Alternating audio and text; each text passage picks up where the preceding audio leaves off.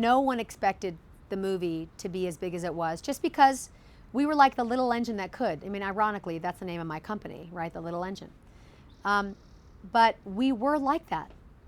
We were this ragtag group of people, came together around this amazing script of Silvio's, Jamie's vision, an incredible cast, and we made it for $14 million, and it made $100 million.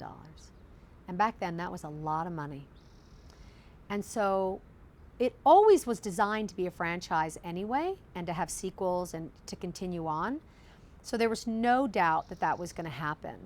So Phoenix right away was on board to do a sequel. I think we were pretty much on board straight away, and then we had to come up with a concept. And I think either Mike proposed it being in a film school, or someone proposed it and Mike clung on. As soon as that was said, that's the direction we were going. Yeah, it was a hook. It was perfectly fine. You needed some environment for it, and I think that worked as well as anything. It wasn't as original as the full urban legend concept in the beginning. You had to kind of narrow it down. Where are we going to take this? You couldn't make it bigger than the original was. You had to kind of make it smaller in some ways, and so that's what happened. Well, we started looking at a sequel right away and trying to figure out, you don't want to repeat yourself. So when the guys came in and pitched the idea for the sequel, we liked the idea of the film school, because we could also send up film schools and have some fun in that area. Sequels are hard in general. They're just hard. They're hard to get right, especially when the first movie is in itself kind of special, which the first movie was. And I do think when I look back on it, you can be too smart for your own good. You can try to be too clever, too sophisticated, you're doing genre. There's two things to think about when you're doing genre there's actually three things. One, create characters that people like, that they care about, that they're invested in, so they're with them in that journey. Number two, it should be fun. Even if it's scary, it should still be fun. And three, it should be scary. That's the thrill and the ride of horror. And I think in the sequel, it balanced between being a bit meta, being in film school, sort of making a movie about urban legend, which, by the way, was extremely smart and what I loved about it. But I also think sometimes you want to just stay true to the genre, And that's okay too. When you know the movie that you're making, just make it. I heard about a sequel right after the first weekend returns came in, and they were talking about doing something else. I don't think it had been discussed much before that. And Jamie and I talked about it. I wanted to direct my movie now. I'd done a lot of the second unit on that, and all of that came out well. I knew that genre. I knew what Jamie had done, and I went in and pitched to Mike Medavoy, me as a director, with Jamie's backing. And I didn't have a big elaborate pitch. I said, I want to do what Jamie did, but I want the funny parts to be funnier, and I want the scary parts to be scarier. And I want to make sure whatever the story is, whatever the script is, holds together. And the script at that time didn't hold together all that well, just in terms of logic and stuff. So Mike Medavoy had a relationship with John through Usual Suspects and Now Pupil, and he suggested John, because he's also an editor, to direct. And I thought that was a very interesting idea. Once we had the script, John read the script and he responded. John Ottman, the brilliant John Ottman, the composer and editor of my first feature, Usual Suspects, interestingly, was the other guy up for the job. And he wasn't qualified for that at all by virtue of the work that he had done before. Because he's not a horror aficionado. He's like I say, he's an absolutely brilliant filmmaker from a lot of different aspects. But he wanted to direct his first feature, and this was an opportunity for him to do that. So it was between me and John, and God love him, he got the job. And then kindly, Phoenix asked me to go up and kind of sit on his shoulder a little bit. And I didn't really need to do much. It was the easiest job I ever had, because he was very adept at knowing what he wanted, and he's a brilliant filmmaker. So he did a perfectly fine job with that. One, he wanted to do it. Two, I thought he could do it. He's obviously a music guy.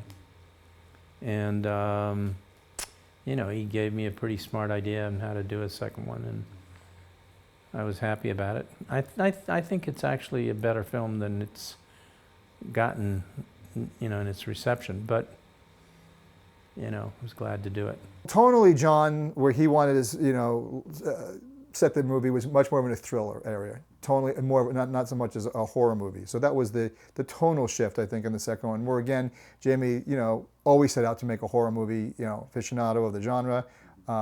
John's a tremendous filmmaker too in his own right, but he definitely wanted tonally to be much more of a thriller than a horror movie. I remember the feeling being when we made Urban Legend that we were kind of going under the radar, that there were other movies which Phoenix were making, other movies with much more important people and much more weighty themes and subject matters, and we were the kind of little horror movie and good luck. And then that little horror movie comes out and makes some really good money for the company, and I think everyone wanted to be part of the sequel. And suddenly, it wasn't like the band broke up, because the band still existed to a certain extent, but a lot more people joined the band. And I think that it wasn't quite the same, no. There's tons of urban legends, but there was always, in the second one, there was much more debate of which ones we're going to use, and the guys had a take on which ones to use. Where in the first one, it was fresh, and Silvio had the whole thing really laid out from the pitch originally. So yes, it was a little bit more give and take in the second one, trying to figure out which ones to use. I think the challenge with doing a sequel is people expect the movie that they had the first time around, but yet they don't know that they don't really want the exact movie they had the first time around. So it's always a challenge, and I do think the second movie was more of a Hitchcockian thriller than a quintessential kind of horror movie.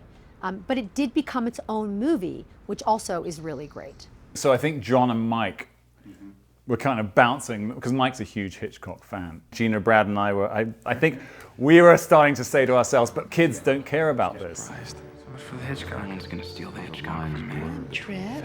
I think John was like, oh, but this sequence is amazing, because if you're a film buff, you will know that all these references, but at the end of the day, film buffs aren't our audience. You think this is what I wanted?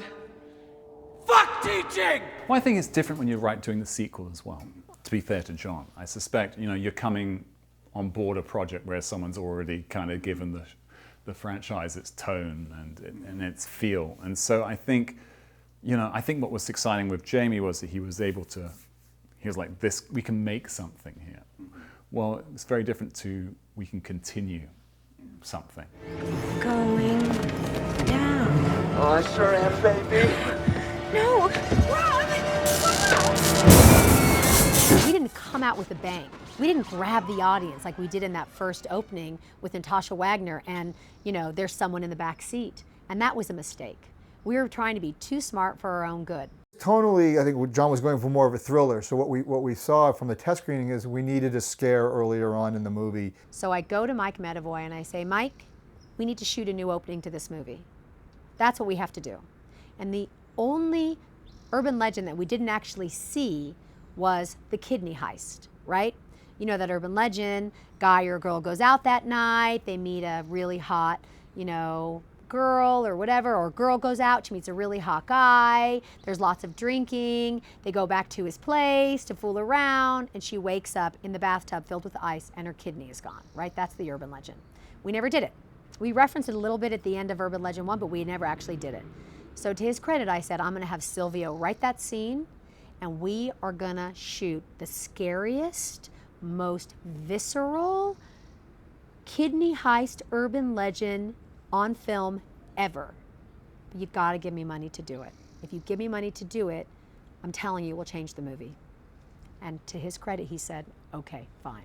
I did write a scene for it. They needed, I think it didn't test as scary as they wanted, so they asked me to write probably the most disgusting scene there. It was like, there's like a girl in ice, and they took out her kidney and her liver, and then like it gets thrown to a dog that eats it. I didn't even put those touches in. Like the director had his flourish, but I was happy to help out.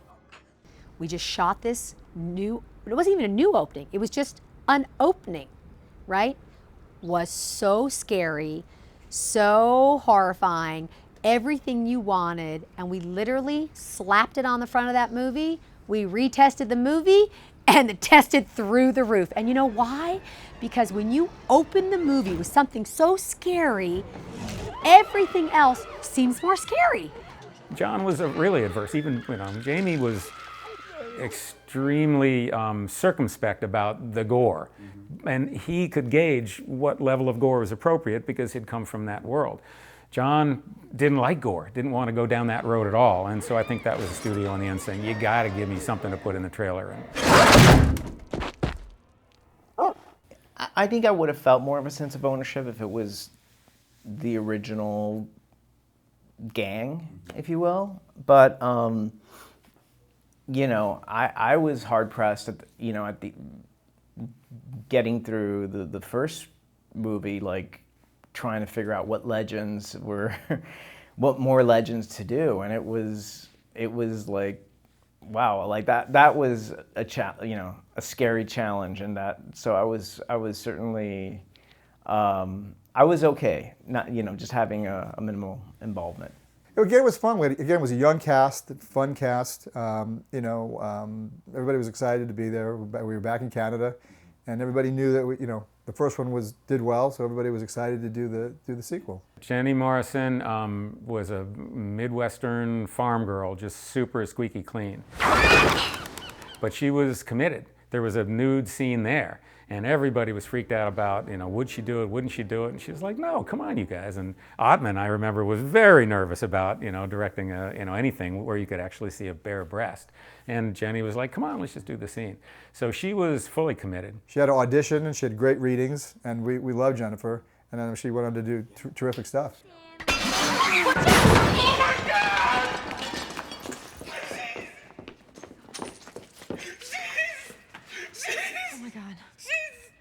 Gotcha. She's one hell of an actress, ain't she? Well, Anthony was a riot. We wanted some comic relief, and he was it. But Anthony's also such a good actor, as well. Anthony Anderson was hysterical. We were sitting having lunch one day, and it was in a cafeteria somewhere, but that's where our lunchroom was. And that day, it was early on in the shooting, and I get a phone call on my cell, and it's Mike Medavoy. I can see that it's Phoenix, and it's like, hi, Mike Medavoy is for Michael McDonald. And I go, and I say to the cast who I'm having lunch with, I go, it's Medavoy. And so I go, hey, Mike, how's it going? Anthony Anderson reaches over, grabs the phone out of my hand, and goes, Mike, it's Anthony Anderson. You don't know who I am, but I'm in your movie, and I want a bigger part, and I want a bigger trailer. I want you to get up here right now and take care of this stuff. It was hysterical. We're dying. I'm thinking I'm going to get fired because of this, but he's one of the funniest guys in the world, and Medavoy caught it right away, and it was really, really a fun moment. We had to get Loretta back. Just couldn't do it without Loretta. Loretta was so beloved, and she was a character that justifiably would still be in our world, would still sort of serve a purpose. And we came to her and we were like, would you want to be in the sequel? And she was like, girl, I'm so game. I'm game. I'm there for you. And again, she just was awesome. I've been complaining of late that everybody's going to do all these sequels, and they're not on my. When are they going to do another Wait Until Exhale? When is it? And I already did my sequel and forgot about it. Oh my God, that was the first sequel, huh? Go girl! Reese. Amy. It had a different feel to it, a different flavor to it than the first one. I got a good story. Oh, yeah? Yeah, it's about a campus serial killer who murders 8 students. But nothing happens because the prestigious university covers it up. Oh, I've heard this one. It supposedly happened at Pendleton. It's just an urban legend. I think she was basically the same Reese. I think they used a lot of the same basic things because that's what worked in the first movie. Yeah. Urban legend my ass. That was the movie that they couldn't figure out which would be the better ending, and I got to come in at the end and act all bad. I want the crazy-ass white girl to drop the gun and kick it far away. He's lying. I said drop it and kick it far away. I liked the second one. The tone was much more serious. It wasn't as much playfulness in that particular movie. We wanted to have some connection between the first and the second movies, and we were fortunate enough to get Rebecca to come back.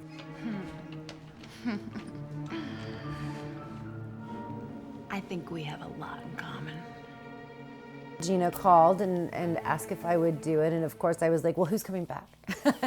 And then she said no one, and look, I was happy to go and do that last scene. And it was a day, I flew up, I was there for 2 days. I got to, you know, connect with Gina again. I got to sort of, you know, do something fun at the end, which was kind of kitschy and fun. And you know, I was very happy to do it. I was just a little sad and bummed that there was none of the original Urban Legend people there. I think any time movies or TV is done by committee, it doesn't matter how many talented people you have on board, it generally doesn't work. And I think Urban Legend was never done by committee.